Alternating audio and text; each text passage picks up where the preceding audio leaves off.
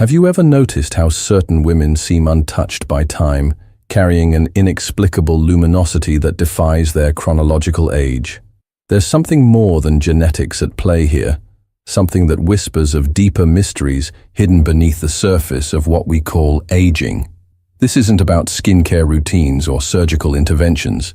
We're about to explore a phenomenon that Carl Jung would have recognized immediately, one that reveals how the soul's condition directly influences the body's expression.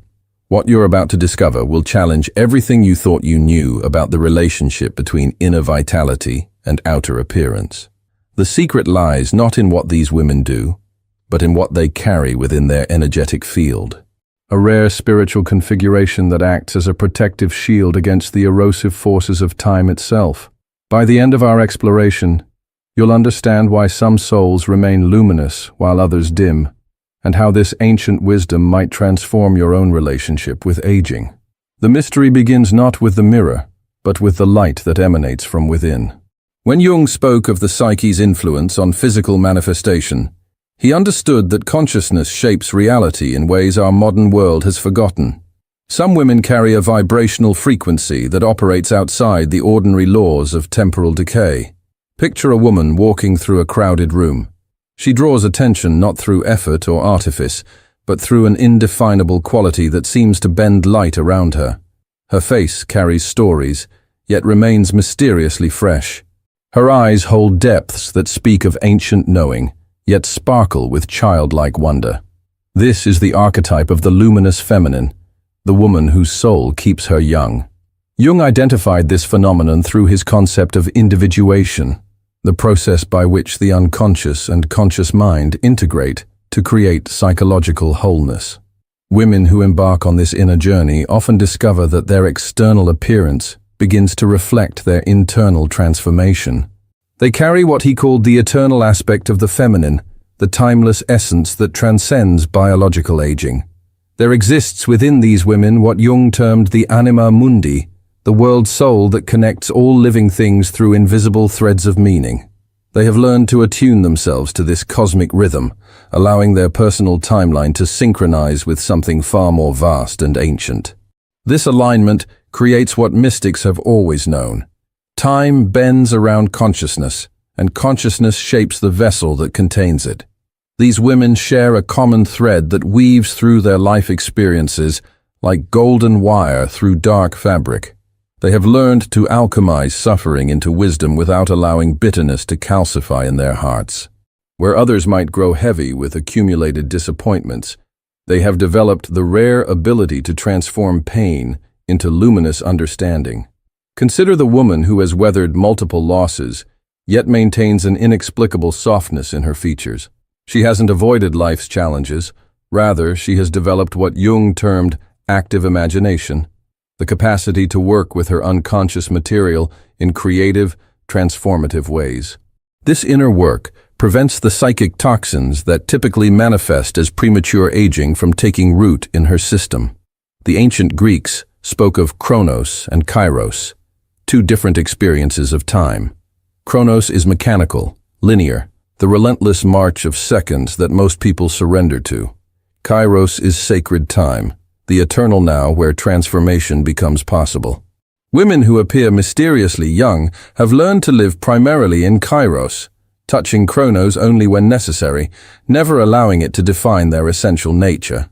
The process begins with what Jung called the encounter with the shadow, the aspects of ourselves we prefer to keep hidden.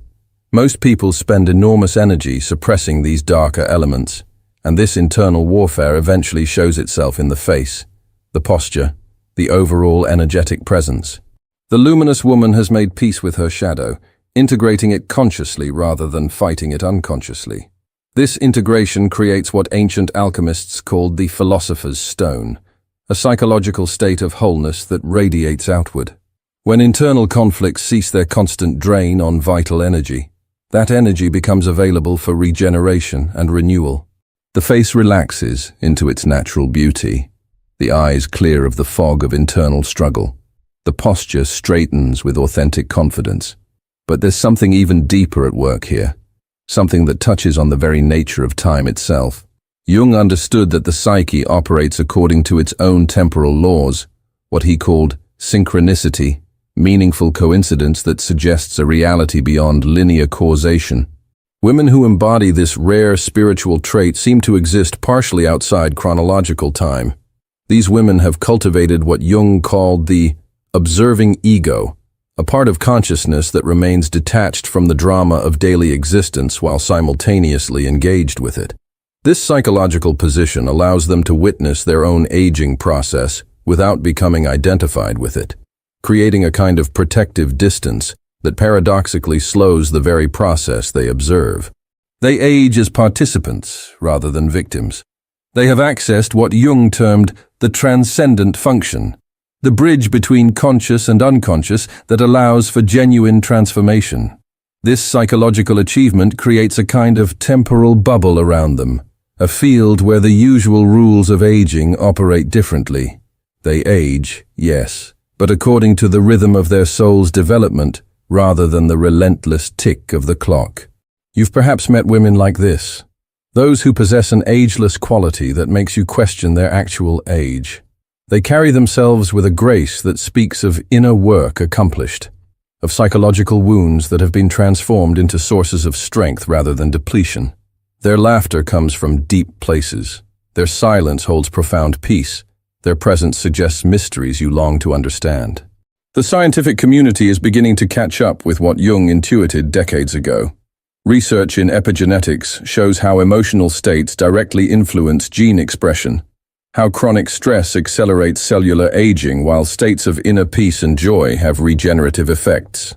The telomeres that cap our chromosomes, those biological clocks that determine cellular lifespan, respond directly to our psychological state. What Jung termed the collective unconscious provides these women with access to an inexhaustible reservoir of renewal. They draw upon archetypal energies that have sustained the feminine principle across millennia, tapping into patterns of regeneration that exist beyond individual experience. This connection to transpersonal sources of vitality creates what might be called biological grace, where cellular renewal occurs at an accelerated rate. Women who have learned to maintain what Jung called a vital connection with the self, the archetype of wholeness and meaning, show measurable differences in their biological markers of aging. Their cortisol levels remain balanced, their inflammatory responses stay regulated, their cellular repair mechanisms function optimally. The soul's peace literally preserves the body's youth. This isn't wishful thinking or New Age fantasy. It's a recognition of the profound interconnection between consciousness and physical reality that Jung spent his lifetime exploring. He understood that the psyche and soma are not separate entities, but different aspects of a unified whole, and that transformation in one inevitably affects the other. Jung observed that certain individuals develop what he called a religious function, not necessarily connected to organized religion, but to a sense of the sacred that permeates their daily existence. Women who embody this spiritual orientation treat their bodies as temples of consciousness, and this reverent relationship with their physical form creates a field of protection around the aging process that operates at quantum levels. The luminous woman has learned what Jung called the art of letting die, the ability to release what no longer serves without clinging to familiar patterns simply because they're known. She understands that each life stage requires a kind of psychological death and rebirth, and she navigates these transitions with grace rather than resistance. Where others accumulate psychological baggage that weighs down their features and dulls their radiance, she has mastered the delicate art of conscious release. She carries only what serves her soul's evolution, leaving behind the heavy stories that would otherwise etch themselves into her face as premature lines and shadows. This process of conscious release extends to her relationship with others' expectations and society's definitions of who she should be at any given age. Jung spoke of the persona, the mask we wear in social situations, and how over-identification with these roles can trap us in limiting patterns. The luminous woman wears her personas lightly, like seasonal clothing that can be changed when appropriate. Within the depths of her psyche lies what Jung called the autonomous complex of the eternal feminine, a psychological structure that operates independently of conscious will, yet in service of her highest evolution. This inner feminine principle acts as a guardian of her essential nature, preventing the calcification that occurs when women lose touch with their cyclical, regenerative essence and attempt to live according to masculine linear time. She has discovered what Jung termed the transcendent function, the psychological mechanism that allows for the emergence of new possibilities beyond the conflict of opposites. Instead of being trapped between youth and age, beauty and decay, relevance and obsolescence, she has found a third way that transcends these dualistic struggles. In her presence, you sense someone who has made friends with time rather than viewing it as an enemy. She doesn't fight aging so much as she dances with it, allowing her external form to evolve while maintaining an inner core that seems touched by eternity. This relationship with time creates a field around her where others also feel temporarily freed from temporal anxiety. Jung would have recognized this as an expression of what he called the archetype of the wise woman, not the crone of traditional mythology, but a figure who embodies timeless wisdom in a form that remains vitally alive. She has accessed the collective unconscious in ways that connect her to the eternal feminine principle, that aspect of the divine that perpetually renews itself.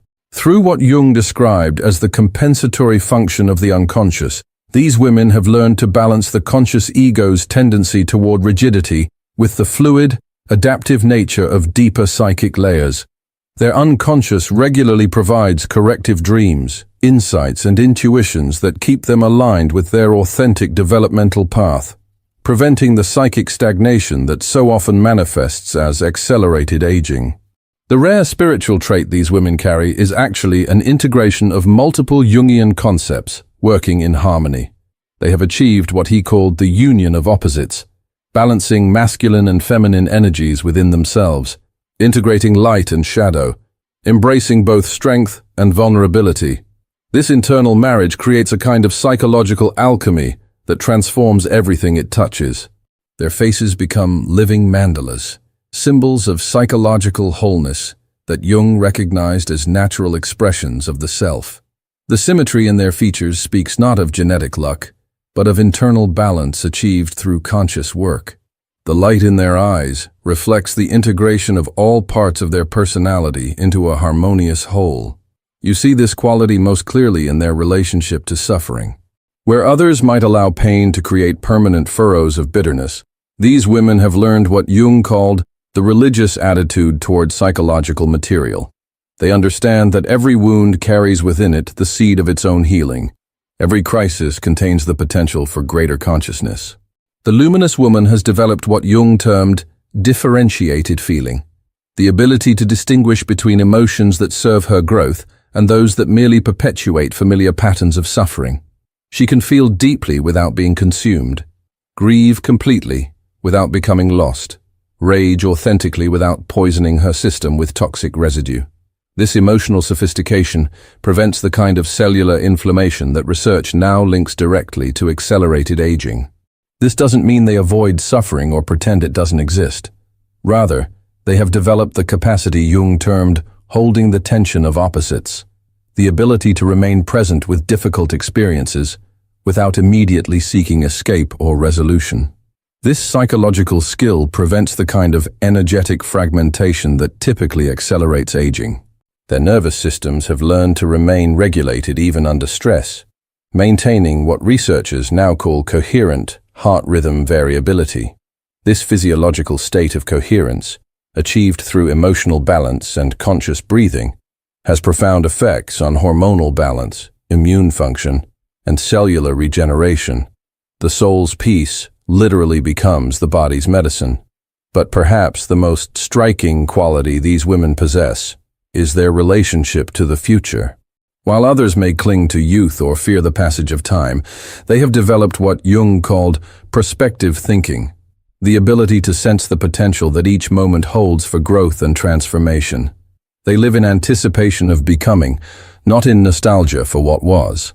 This forward-looking consciousness creates what quantum physicists might call a field of possibility around them. They seem to attract experiences and relationships that support their continued evolution, as if their clear intention to grow calls forth the very circumstances they need for development. Jung would have called this synchronicity in action. Their faces reflect this quality of openness to the future. Instead of the fixed expressions that come from resigned acceptance of limitation, they carry what might be called fluid features, faces that seem capable of infinite expression, eyes that suggest endless curiosity about what life might yet reveal. Jung's concept of the unus mundus, the unified reality underlying all existence, finds expression in these women's cellular structure itself. They have achieved what the alchemists called the union of microcosm and macrocosm, where personal transformation aligns so perfectly with cosmic principles that their individual aging process becomes synchronized with the eternal cycles of renewal that govern all of nature. The spiritual trait they embody is ultimately about relationship, not just with themselves but with the invisible forces Jung called the archetypes. They have learned to work consciously with these universal patterns of human experience, drawing on their wisdom for guidance and renewal. This connection to transpersonal energies provides a constant source of vitality. You can sense this archetypal connection in their presence. They seem to embody more than their personal history would suggest, as if they carry within themselves access to the accumulated wisdom of all women who have walked similar paths. This connection to the collective feminine gives them a kind of timeless authority that has nothing to do with chronological age. Their laughter carries echoes of the eternal feminine principle that Jung recognized as one of the fundamental organizing forces of the psyche. When they speak, you hear not just their individual voice, but something larger speaking through them, some aspect of the divine feminine that uses their personality as a vessel for its expression. This channeling of archetypal energy requires what Jung called a permeable ego, a sense of self that is strong enough to maintain individual identity while remaining open to transpersonal influences. It's a delicate balance that takes years of inner work to achieve, and once accomplished, it creates the kind of radiance that seems to emanate from beyond personal limitations. What emerges in these women is something Jung recognized as the conjunctio, the mystical marriage between conscious and unconscious, masculine and feminine, temporal and eternal. This inner wedding produces what alchemists called the philosopher's child, a renewed sense of self that carries both the wisdom of experience and the wonder of perpetual beginning. The face becomes a living testament to this internal union, reflecting the harmony of opposites resolved. The women who carry this rare spiritual trait have learned to live what Jung called a symbolic life, a way of being in which every experience is understood to carry meaning beyond its literal content. This attitude toward life prevents the kind of existential emptiness that often accelerates aging by draining vital energy through meaninglessness. Their daily activities become rituals of renewal, their relationships serve as mirrors for continued growth, their challenges transform into opportunities for deeper understanding.